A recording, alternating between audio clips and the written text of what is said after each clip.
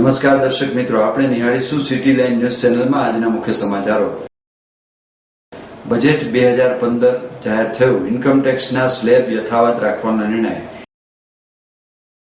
રાજકોટ શહેરની સ્કૂલોમાં રજા જાહેર. રાજકોટ પોસ્ટ કર્મચારીની હડતાલ. જમનાદાસ પબ્લિશર્સ દ્વારા જેઈઈ પરીક્ષા માટે ગણિતની 3 વોલ્યુમ લોન્ચ થયા. બજેટ 2015 જાહેર થયું. ઇન્કમ ટેક્સના સ્લેબ યથાવત રાખવાનો નિર્ણય. સામાન્ય બજેટ 2015 ઇન્કમ ટેક્સના સ્લેબ યથાવત રાખવાનો નિર્ણય. અનેક પ્રકારની લોકોની અપેક્ષા, અનેક પ્રકારના જટિલ પડકારો વચ્ચે નાણાપ્રધાન શ્રી અરુણ જેટલીએ આજે લોકસભામાં સામાન્ય બજેટ રજૂ કર્યું હતું. બજેટમાં જેટલીએ દેશના વિકાસને નવી ઊંચાઈ પર લઈ જવા અને સામાન્ય લોકોને વધારે સારી સુવિધા મળે તેવી પર ભાર મૂક્યો હતો. જો કે જેટલીએ આવકવેરા મુક્તિ મર્યાદામાં કોઈ પણ પ્રકારના ફેરફાર કર્યા ન હતા, જેથી ઇન્કમ ટેક્સના સ્લેબ યથાવત રહ્યો છે. બીજી બાજુ કોર્પોરેટ ટેક્સ 30%થી ઘટાડીને 25% કરવાની તેમણે જાહેરાત કરી હતી.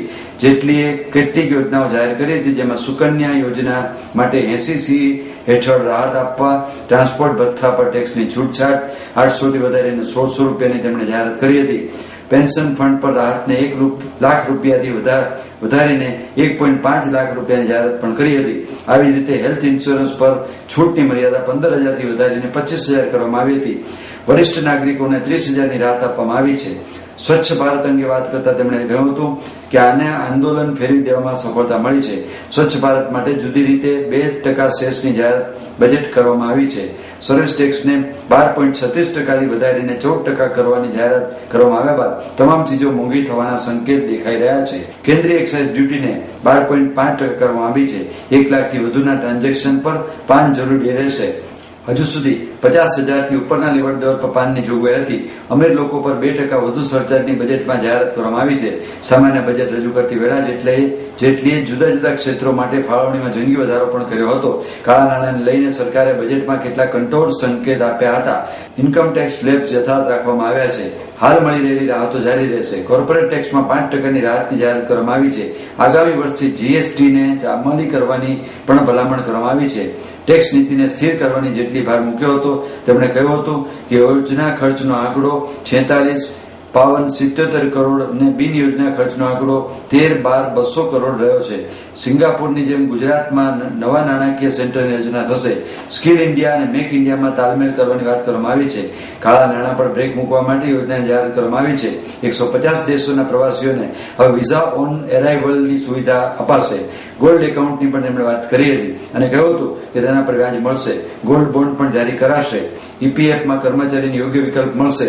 સેબી અને એફએમસીના મર્જરની પણ તેમણે વાત કરી હતી. ગયા વર્ષે મે મહિનામાં સત્તામાં આવ્યા બાદ મોદી સરકાર તરફથી જેટલીએ પ્રથમ સંપૂર્ણ બજેટ રજૂ કર્યું હતું, જેમાં દેશના તમામ વર્ગને ધ્યાનમાં લઈને કેટલીક નવી જાહેરાત કરવામાં આવી હતી.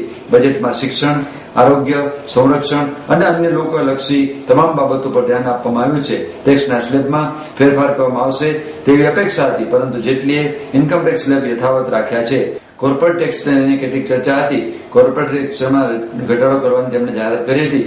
કોર્પોરેટ ટેક્સ રેટ હાલમાં 30% છે, જેને ઘટાડીને 25% આગામી 4 વર્ષમાં કરવાની જાહેરાત કરવામાં આવી હતી. કાળા નાણાંને રોકવા માટે જેટલી વિવિધ પગલાં લેવામાં આવી રહ્યા છે. જીએસટીને અમલી બનાવવાની વાત કરવામાં આવી હતી. દેશમાં આંતરરાષ્ટ્રીય સ્તરની ટેક્સ વ્યવસ્થા અમલી કરવાની તેમણે વાત કરતા કહ્યું હતું કે તેના પર ઝડપથી કામ થઈ રહ્યું છે. તેમણે કહ્યું હતું કે જો વધારે ટેક્સ મળશે તો મનરેગામાં 5,000 કરોડ વધારે આપવામાં આવશે. તેમણે 5 નવી અલ્ટ્રા મેગા વીજળી યોજના શરૂ કરવાની જાહેરાત કરી હતી. દેશમાં વેપારી કારોબારને સરળ કરવા માટે ઈ બીચ પોર્ટલની શરૂઆત કરવાની જાહેરાત કરી હતી અને કહ્યું હતું આને કારણે પરવાનગી લેવા માટે હેરાન થવાની જરૂર પડશે નહીં. બંદર પર પોતાની કંપનીઓ સ્થાપિત કરવાની પણ તક આવશે. સ્ટાર્ટઅપ્સ અપ માટે 1,000 કરોડ રૂપિયા ફંડ તરીકે આપવામાં આવનાર છે. રેલ અને રોડ ટેક્સ ફ્રી બોન્ડ જારી કરવાની બજેટ વાત કરવામાં આવી છે. તેમણે કહ્યું હતું કે ગરીબ લોકોની સુરક્ષા માટે 3 યોજના શરૂ કરવામાં આવનાર છે, જેમાં અટલ પેન્શન યોજના, પીએમ વીમા યોજના અને જ્યોતિ ઈપીએફ યોજનાનો સમાવેશ થાય છે. જેટલી કહ્યું હતું કે વર્ષ 2022 સુધી ગરીબીની નાબૂદીનો હેતુ રહેલો છે. દરેક પરિવારમાં એક પાસે નોકરી અને દરેક ઘરમાં વીજળીનો સૌસામાન્ય હેતુ છે. દરેક ગામમાં આરોગ્યની સુવિધા મળે તે હેતુ છે. રાજકોટ શહેરની સ્કૂલોમાં રજા જાહેર. રાજકોટ સહિત દેશભરની સ્વાઇન ફ્લુએ પોતાનો કહેર વર્તાવવાનું શરૂ કર્યું છે, ત્યારે આરોગ્ય તંત્ર પણ આ રોગચાળા સામે આમઠું પુરવાર થઈ રહ્યું છે. આ જીવલેણ ચેપી રોગથી બચવા માટે લોકોને પોતાની જ સાવચેતી દાખવી રહ્યા છે. રાજકોટ જિલ્લામાં સાવચેતીના ભાગરૂપે 144 કલમ લાગુ કરવામાં આવી છે, ત્યારે રાજકોટ શહેરની વિવિધ શાળાઓમાં પણ 9 માર્ચ સુધી જાહેર રજા કરવામાં આવી છે. હજારો વિદ્યાર્થીઓ શાળામાં અભ્યાસ કરતા હોય અને હોસ્ટેલમાં સાથે રહેતા હોય, જેથી આ રોગ ઝડપથી ફેલાતો હોવાથી સાવચેતીના પગલા રૂપે આજથી રાજકોટની રાજકુમાર કોલેજ, SN સ્કૂલ સહિતની શાળાઓમાં આજથી 9 માર્ચ સુધી જાહેર કરવામાં આવી છે. જ્યારે અન્ય સેન્ટ પોલ સહિતની શાળાઓમાં પણ 1 સપ્તાહ સુધીની રજા જાહેર કરવા દેવામાં આવી છે. વિદ્યાર્થીઓના આરોગ્યની કાળજી રાખીને આ મહત્વનો નિર્ણય લેવામાં આવ્યો છે. રાજકોટ પોસ્ટ કર્મચારી હડતાળ. પોસ્ટલ કર્મચારીઓની વિવિધ માંગણીઓને સરકારની અણધડ નીતિ સામે રાષ્ટ્રભરના ધરણાનો કાર્યક્રમ આપવામાં આવ્યો છે. આખો દિવસ પોસ્ટલ કર્મચારીઓ કામગીરીથી અલિપ્ત રહ્યા હતા અને ઉગ્ર રોષ ઠાલવ્યો હતો, જેના ભાગરૂપે રાજકોટ હેડ પોસ્ટ ઓફિસ બહાર પણ કર્મચારીઓ દ્વારા ધરણા યોજી પોતાનો રોષ ઠાલવ્યો હતો. આંદોલનનો માર્ગ અપનાવનાર પોસ્ટલ કર્મચારીઓએ વિરોધ કરતા જણાવ્યું હતું કે કર્મચારીઓ સાથે ઘોર અન્યાય કરવામાં આવી રહ્યો છે અને ખાનગીકરણ સામે કર્મચારીની સખત મનાઈ છે. ત્યારે પોસ્ટલ કર્મચારીઓની અનેક માંગણીઓ છેલ્લા ઘણા સમયથી પેન્ડિંગ છે, જેમાં નવી પેન્શન પ્રથા રદ કરવી, બધા કેડરમાં ભરતી કરવી, રહેમરા કિસ્સામાં 5% સીલિંગ મર્યાદા હટાવવી, પ્રમોશનની ખામી દૂર કરવી, GDS કર્મચારીઓને 7મા પગાર પંચનો સમાવેશ કરવો સહિતની 10 જેટલી માંગણીને ધ્યાનમાં લઈ આજે રાષ્ટ્રવ્યાપી 1 દિવસનું હડતાલનું આયોજન કરવામાં આવ્યું હતું, જેમાં પોસ્ટલ કર્મચારીઓએ કામગીરીનો બહિષ્કાર કરી વિરોધ દર્શાવ્યો હતો. રાજકોટ હેડ પોસ્ટ ઓફિસ બહાર કર્મચારીઓ ઉગ્ર સૂત્રોચ્ચાર કરી વિરોધ દર્શાવ્યો હતો.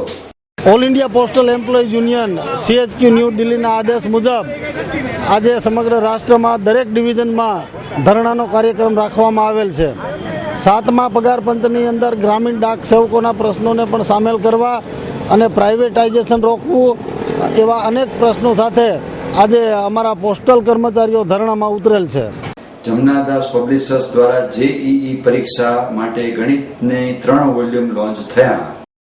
છેલ્લા 93 વર્ષથી ઉચ્ચ શિક્ષણ, ઉત્તમ શિક્ષણના વિઝનથી કાર્યરત જમનાદાસ પ્રકાશન સંકુલ દ્વારા અત્યાર સુધીમાં શાળાના બાળકોથી માંડીને વકીલો અને ન્યાયાધીશો માટેની લીગલ વોલ્યુમ સહિત અંગ્રેજી અને ગુજરાતી ભાષાઓમાં 1000થી વધુ પુસ્તકો પ્રકાશિત કરવામાં આવ્યા છે અને તેમાં હવે વધુ એક ઉમેરો થયો છે, જેમાં modern JEE complete test prep ગણિત નામના 3 પુસ્તક પ્રકાશનની ઘોષણા કરવામાં આવી છે. ગુજરાતના જાણીતા ગણિત શિક્ષકો, અગ્રણી આચાર્યો અને શિક્ષણવિદો AMA ખાતે આયોજિત એક ભવ્ય સમારંભમાં એકત્રિત થયા હતા, ત્યારે અગ્રણી ગણિતજ્ઞ અને ગુજરાત ગણિત મંડળના પ્રમુખ MN રાઘેલિયાએ હસ્તે આ પુસ્તકનું વિમોચન થયું હતું. તેમણે આ પ્રસંગે જમનાદાસ પબ્લિશર્સના સંચાલક મંડળને તેમજ અગ્રણી લેખકોની ટીમને અભિનંદન પાઠવ્યા હતા. આ પ્રસંગે જમનાદાસ ગ્રુપ ઓફ કંપનીઝના CMD રશ્મિકાંત જમનાદાસે જણાવ્યું હતું કે આ પુસ્તકનો મૂળ વિચાર અદ્ભુત રીતે આવ્યો હતો. તેમણે કહ્યું કે ગુજરાતમાં વિદ્યાર્થીઓ સામે 2 વર્ષ પહેલા અચાનક એક પડકાર આવી પડ્યો હતો.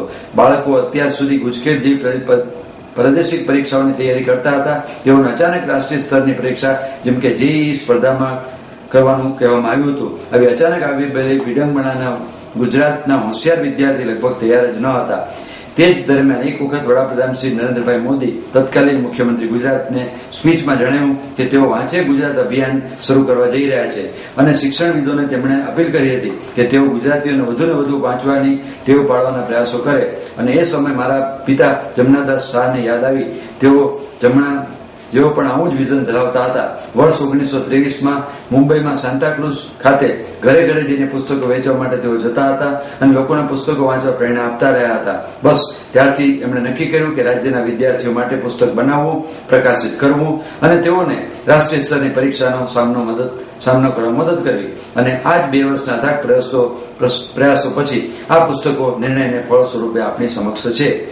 આ સમારંભમાં ઉપસ્થિત ગણિતજ્ઞ MN રાઘેલિયાજીએ અન્ય જાણીતા ગણિતજ્ઞ ટીમના આ 3 પુસ્તકોમાં યોગદાન બદલ લેખકોનો આભાર માનતા જમનાદાસ ગ્રુપ ઓફ કંપનીના CEO ધવલ જમનાદાસે કહ્યું હતું કે મેં જોયું છે કે દક્ષિણ ભારતમાં 11મા ધોરણથી જ વિદ્યાર્થીઓ JEE પરીક્ષાની તૈયારી શરૂ કરી દે છે. તેથી વિચાર એ આવતો હતો કે આપણા વિદ્યાર્થીઓ પણ પોતાની ભાષામાં JEEના અભ્યાસ કરવાની તક ન મળે, કેમ ન મળે. પારિવારિક બિઝનેસમાં 3જી પેઢીની ઉદ્યોગ સાહસિક તરીકે જોડાવું એક મોટો પડકાર હતો, કેમ કે હિતધારકોને ઘણી અપેક્ષાઓ હોય છે અને એવામાં આ 3 પુસ્તકોનો પ્રોજેક્ટ મેં લીધેલા સૌથી મોટો રિવોર્ડિંગ પ્રોજેક્ટ બની રહ્યો છે. મને આનંદ છે કે આ પ્રોજેક્ટ મૂર્તિમંત થયો અને મને ખાતરી છે કે ભવિષ્યમાં વિદ્યાર્થીઓ માટે ખૂબ જ ઉપયોગી નીવડશે અને રાષ્ટ્રીય સ્તરની પરીક્ષામાં ગુજરાતના વિદ્યાર્થીઓ પૂરતી તક આપશે. જમનાદાસ ગ્રુપ ઓફ કંપનીઝના સિનિયર એડિટર રાકેશ દવે આ સમયે કહ્યું હતું કે તેઓને શ્રી રશ્મિકાંત જમનાદાસે આપેલા આ પડકારથી ભારે રોમાંચ થયો હતો અને આ પડકાર માટે હતો કે ગુજરાતી ભાષામાં કોઈ રેફરન્સ મટીરિયલ પણ ઉપલબ્ધ નહોતું. આમ છતાં આજે 4000થી પણ વધુ MCQ અને 1500થી વધુ પાનાઓ સાથેના આ 3 પુસ્તક સફળતાપૂર્વક પ્રકાશિત થઈ ચૂક્યા છે. આ કાર્યક્રમમાં ઉપસ્થિત ચીફ ગેસ્ટ એન્ડ ડાઘલિયાએ કહ્યું હતું કે મેં આ પુસ્તકમાં યુવા પ્રતિભા અને બહોળા અનુભવની ઝાંખી તેવા કન્ટેન્ટમાં જોઈ છે. વરિષ્ઠ લેખકો જેમ કે સ્વાલ સર અને પ્રોફેસર પંડ્યાએ ગણિતનો તેમનો ઉત્તમ અનુભવ રજૂ કર્યો છે અને ન્યૂ જનરેશન તથા કોટા ફેકલ્ટીઝના ગૌરવ શર્મા જેવા લેખકોએ નવી ટીચિંગ પદ્ધતિ અને સમયની બચત કરી ઘણી ટેકનિક્સ આ પુસ્તકમાં રજૂ કરી છે. આ પુસ્તકના લેખકોની ટીમમાં જે અગ્રણી ગણિતજ્ઞો સામેલ છે તેમાં સંજય પટેલ જેવા વરિષ્ઠ ગણિત શિક્ષક પણ છે, જેઓ માત્ર અમદાવાદના દિવ્યપથ કેમ્પસના ડિરેક્ટર નથી, પણ તેઓ ટૂંક સમયમાં હાર્વર્ડ ખાતે ગણિત અંગે પેપર રજૂ કરવા માટે આમંત્રિત થયા છે. આ ઉપરાંત શ્રી રમેશ બાપટ અને શ્રી વિજય બાપટ પણ સામેલ છે, જે બંને ભાઈઓ વડોદરાના છે અને તેમણે પોતાનું શૈક્ષણિક જીવન વિદ્યાર્થીઓને સરળ રીતે ગણિત શીખવામાં સમર્પિત કર્યું છે અને તેમના ગણિતના કાર્યક્રમ વડોદરાના ટીવી પર ખૂબ જ લોકપ્રિય છે. ગુજરાતી માધ્યમમાં ભણું છું અને ગુજરાતી માધ્યમના પુસ્તકથી જ જો હું તૈયારી કરું તો મને મારા વિચારોની અભિવ્યક્તિ અને જવાબો આપવામાં સરળ છે. અત્યારે બોર્ડની પરીક્ષાઓ ચાલી રહી છે અને ત્યાર પછીથી આવી પબ્લિક એક્ઝામ બધી જેને કહેવાય કે સ્પર્ધાત્મક પરીક્ષાઓ આવવાની છે. એટલે ખૂબ સમયસર કહેવાય છે કે જલેબી ગરમ ગરમ ખાવી, તો અત્યારે વિદ્યાર્થીઓ માટે આ પુસ્તક બહુ યોગ્ય સમયે જ બહાર પડ્યું છે અને આ વર્ષથી જ વિદ્યાર્થીઓ એનો ઉપયોગ કરશે અને આ પુસ્તકના સાચા નિર્ણાયકો, સાચા વિવેચકો અમે લોકો કોઈ નહીં, વિદ્યાર્થીઓ થશે. ચોક્કસ લગભગ ગુજરાત રાજ્યની મોટી જેટલી સારી સાયન્સની શાળાઓ છે દરેકમાં 2 કે 3 દિવસમાં જ દરેકને ત્યાં સ્પેસિમેન કોપી પહોંચી જવાની, જેને શિક્ષકો ઊંડાણપૂર્વક એને તપાસી અને પછી વિદ્યાર્થી મિત્રોને એની જાણ કરશે.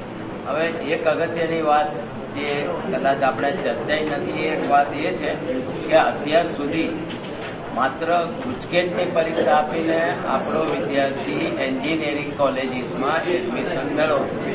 હવે એ વાત રદ થઈ ચૂકી છે અને આપણા વિદ્યાર્થીને પણ કોઈ પણ એન્જિનિયરિંગ કોલેજ પછી ગુજરાતની હોય કે બહારગામની હોય તો એને એમાં એડમિશન માટે આ જેઈઈ મેઇનમાં સારામાં સારો સ્કોર હાંસલ કરે તો જ. અત્યાર સુધી અંગ્રેજીમાં પ્રાપ્ય પુસ્તકો હતા અને અંગ્રેજી માધ્યમમાં જ એમને પરીક્ષા આપવાની આવે એના કારણે આપણા વિદ્યાર્થીઓ પરીક્ષા આપવાનું ટાળતા હતા. કારણ કે અમે સારી રીતે માનીએ છીએ કે આપણા વિદ્યાર્થીઓમાં આઈક્યુની કોઈ કમી નથી, ગણિતના નોલેજની કોઈ કમી નથી, પરંતુ માધ્યમને કારણે આપણા વિદ્યાર્થીઓ અત્યાર સુધી માર ખાતા હતા. હવે આવી રીતે ખૂબ જ મજાના સમકક્ષ ગુજરાતી માધ્યમમાં પ્રાપ્ય પુસ્તક હોય તો વિદ્યાર્થી, અમને વિશ્વાસ છે કે આપણો ગુજરાતનો વિદ્યાર્થી ખૂબ જ સારા ગુણાંક સાથે જેઈઈ મેઇન આ વર્ષે મેથેમેટિક્સમાં પાસ કરી જ બતાવશે. આપ નિહાળતા રહો સિટી લાઇન ન્યૂઝ ચેનલ. આ હતા આજના મુખ્ય સમાચારો.